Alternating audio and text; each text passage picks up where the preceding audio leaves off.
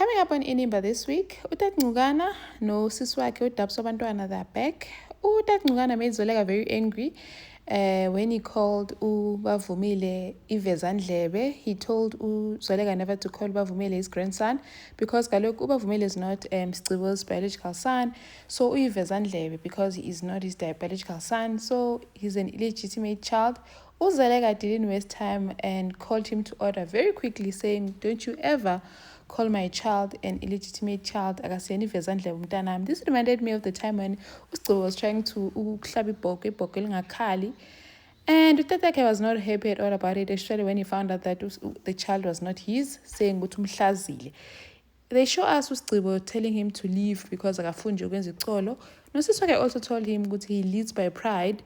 So obviously usisi wakhe uzomcalla to order because she probably sees that uScibo is happy wherever he is now, noZoleka with the kid, even though he is not the biological father, because they know kaloku uScibo cannot have biological children. So if he's happy with Zoleka, why not let her be?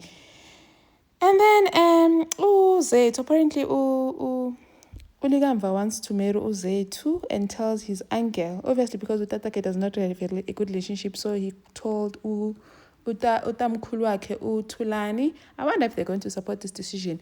uLinda yena falls into the lion's den. Uvumele, I think he agreed to work with Sydney because Sydney sent her 50,000 rands.